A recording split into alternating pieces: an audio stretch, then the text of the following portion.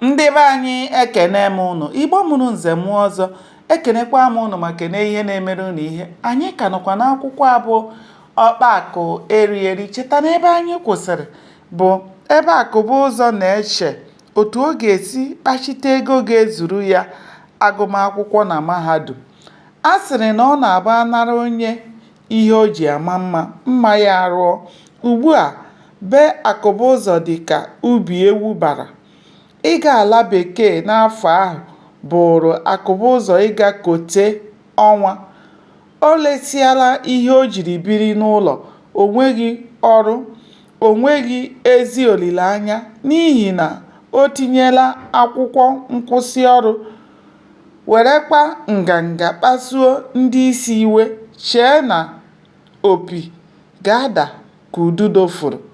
Dibịa kọsịa ka o ji, ọ bụrụ ofeke. Ike Akụbụzọ adaala. Ọ dịghị ihe eji ebi ụlọ o refọrọ. Otu ọ dịla, ọ guzoghị otu ebe kwawa ụwa ya. Ọ gbara mbọ ịmalite ọrụ nkụzi, ma ndị isi ọ kpasuru iwe mere ka ihe siere ya ike. Ha chetara oke mmụta ya siri egbu ya ka mmanya. O were anya na ọ na-arụsi ọrụ ike n'ezi ihe nke ọma. A na-ewepụkwara ya okpu na amamihe, ma ya na ndị mmadụ anaghị enwe ezi mmekọrịta. Ndị kpọrọ ya asị na-asị ya laa ka ha tụrụ ume ndụ n'ihi na ọ bata ụlọ enwuru ọkụ.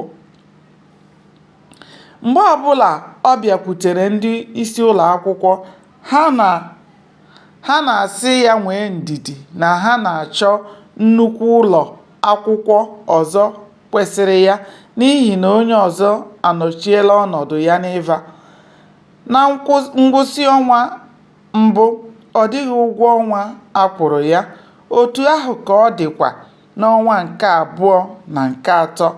Ego dị ya n'aka na-agwụ n'ike n'ihi na ọ na-ewepụ, ọ naghị etinye. Otu ụbọchị, ọ gara ịhụ ndị isi ụlọ akwụkwọ ihu na ihu iji mata ebe asụmasụ debere ọdụ. Ha jụrụ ya ihe mere na ọ gaghị ala bekee dịka o kwuru, ma ebe ọ chọghị ka mmadụ mara otu ego ya siri laa n'iyi. Ọ sịrị ha, echiche m chere tupu m egbuo onwe m abụghị otu ụbọchị ka m chere ya.